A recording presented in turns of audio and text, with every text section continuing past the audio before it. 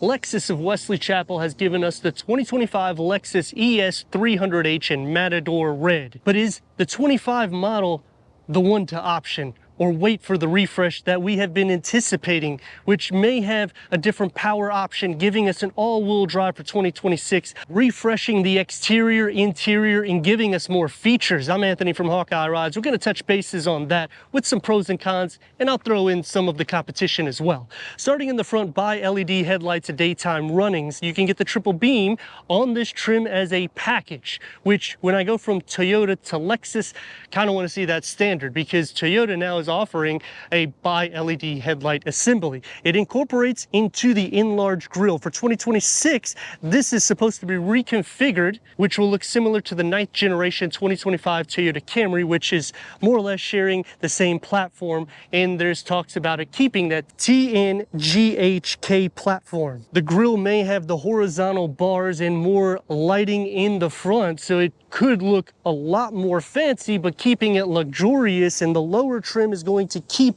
the chrome surrounding on the 25 trim. Front parking sensors is standard, with an option for a 360-degree reverse camera going into the luxury trim. And if you option the F Sport design package, that's going to change out the front fascia, making it look a little bit more aggressive. They also this year have a black edition, but it's not for the hybrid powertrain. And for 26, there is talks about getting an all-wheel drive, which would give us more power, plus maybe a plug-in hybrid. So if you were thinking about the Crown, because of all the luxury that you're getting with Toyota, plus all the performance, you may want to wait and look at the 26 model. All of the 25s are going to get the 2.5 liter inline 4-cylinder. That's giving us a combined of 215 horsepower, reaching 8.1 seconds. But that's the least of your worries. MPGs is where it's at. And you're getting 43 for the city, 44 for the highway, a combined at 44 MPGs. What luxury mid-size sedan gives you that? Drop it in the comments if you can find one. 17-inch wheels, that's going to be standard. This is an 18-inch upgrade. 19-inch goes into the F Sport handling and design. Now, the difference between handling and design is suspension. Nothing to do with the engine. So you're going to have adaptive variable suspension. F Sport tuned front and rear suspension. Standard is a McPherson strut front with a double wishbone rear. So if you're thinking about Camry for a 25, this is going to drive more smooth than that. The side view mirrors get a touch of the gloss black, and that chrome trim, when you power fold them, which is a package for the base trim, it'll make an L surrounding all the chrome trims for the windows, with a standard moonroof and 2.5 Lexus Safety Sense. This is 2025. I would like to see Lexus Safety Sense 3.0. There is a difference between the two, and the system itself is a little bit more intuitive. It actually reads the road a little bit better for the front and the rear. And now going into competition like BMW, Mercedes, and Audi, none of them can compete with the MPGs that you're getting and the service price that you would pay. For the longevity of this, it's going to be a lot less money, so you could take the 10, 15 to near 20 grand of savings, go on a long vacation. Now, go into cars more in its class. All right, Infiniti, Acura. Who makes a hybrid? But because it's 2025, I would have liked to see an all-wheel drive configuration by now, not saying wait next year, next year, next year. When are we going to actually get this refresh that we're talking about?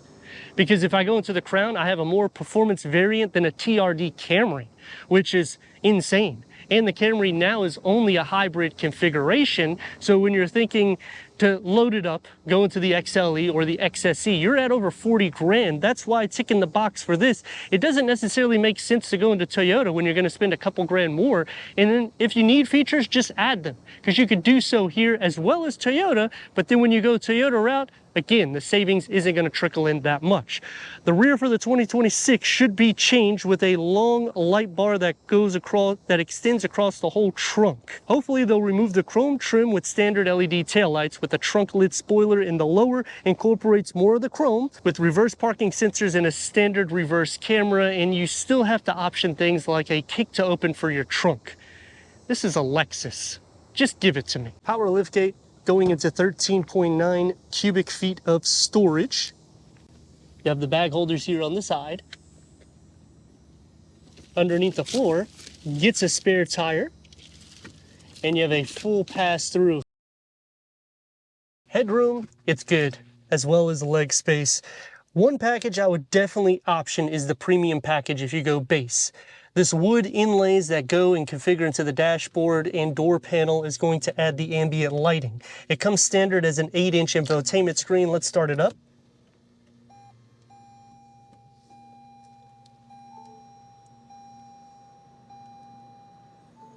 This is a 12.3 infotainment screen with wireless Apple CarPlay, wireless Android Auto, Sirius XM, AM, FM, streaming, Bluetooth audio with a premium 10 speaker standard, 17 speakers through Mark Livingston with 1800 watts is an option. Put it into reverse, you get a reverse camera. The trajectory expands and you can change the camera layouts to make it more wide, but a con, it doesn't cover up the whole screen, which we're paying for this whole screen. Now the 360-degree reverse camera is an option. Auto-dimming rear view mirror with a moonroof is standard, as well as dual climate control settings. You get a little storage tray here with 2 USB ports that open up and the key fob for the new ES. The wireless charging pad, the leather wrap heated steering wheel, the power folding side view mirrors, heated ventilated front seats is all part of the premium package, which I said I would add. That gives you 10-way power seat adjustments, which is standard for the front. It's perforated and it has a two-tone, so it looks pretty nice. Multi-function steering wheel with paddle shifts, and the gauge cluster can go through an array of content for the driver, including turn-by-turn navigation. And the driver mode's right here, so when you change it into sport, it looks nice and sporty. Put it into eco, and it's gonna kind of coach you to give you better MPGs. Put it into normal just by pushing the button. It's soft to touch here, opens up, and it's a medium-sized pocket. You get 2 USBs, 12-volt, his and her way, or passenger driver way to open up. There's a lot of buttons kind of scattered throughout the interior of the vehicle, but it does a good job incorporating physical knobs because everything isn't derived through this infotainment. Plus, you also have a analog clock.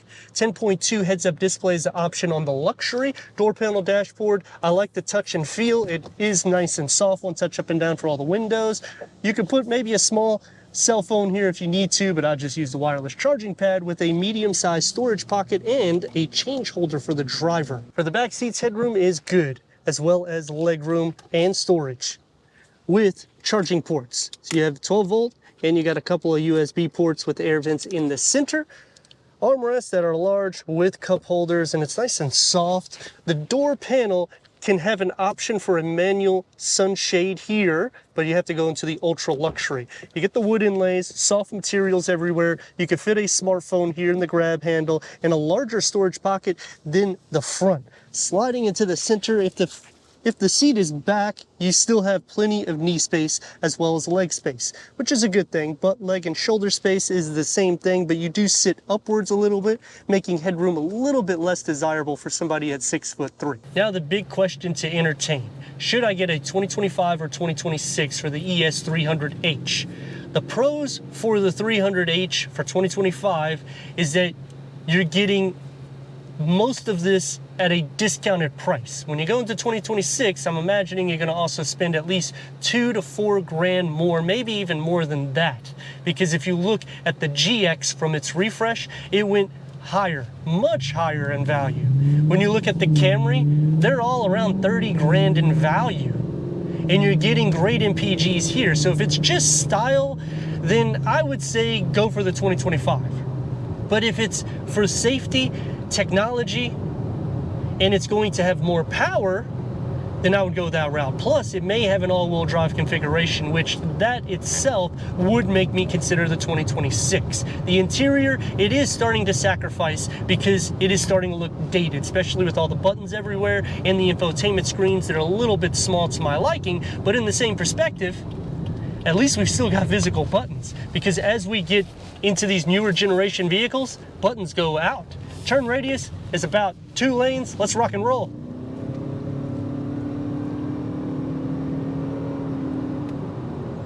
It's an everyday drive, 8.1 seconds 0 to 60. I'm imagining that the 2026 will be a little bit quicker because the power should be more.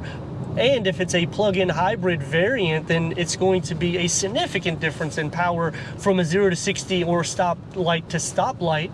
And you know the ride is still going to be butter smooth because traditionally Lexus always keeps that in class, as well as a quiet interior with acoustic front windows. I like that we get a lot of standard amenities, but a big problem for me is that you have to option quite a few features, and this is 2025. You're not receiving a wireless charging pad, but you're getting wireless Apple CarPlay, wireless Android Auto. Why not give us a little bit more? Maneuverability is good, and to show you some of the pickup, passing some of the old Camrys, not going to be an issue there. Going back to the pros and cons, another con to me is you can't even option the heads-up display in this tier. You have to option things like this 12.3 infotainment screen, which looks a little outdated. I like that we still have physical buttons because the new generation vehicles are basically canceling all that out. But in the same perspective, I mean, maybe put it or integrate it into the dash, not coming out so much. I like that they made it a little bit sporty, but it still has that old design for Toyota, which it should, because this is basically a Camry just decked out the way a Camry should be with soft materials. But then the seat comfort is still about the same. The cushion is better, but I'm still sitting higher up. I don't have that much room on the butt, so my knees are kind of in the air. And the bolstering to it, you only get 10-way power seat adjustment standard. I mean, you can get that with a Camry.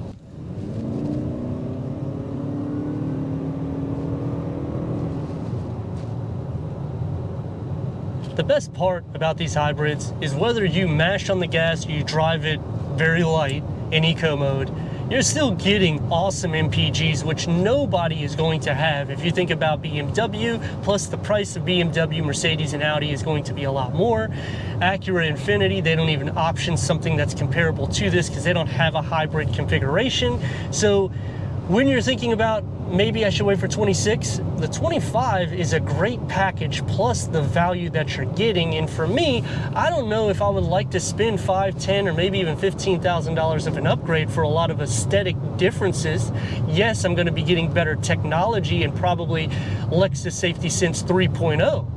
But is that enough to really push me to a 26 model, considering how good this vehicle is? Although they may offer an all-wheel drive, that would be a game changer. But let me know your thoughts in the comments. And if you're new to the channel, consider subscribing. Check out the next video, merchandise, website, and Instagram. Leave a comment and a like. And I'd like to thank Lexus of Wesley Chapel for giving us this 2025 Lexus ES300h for our car review.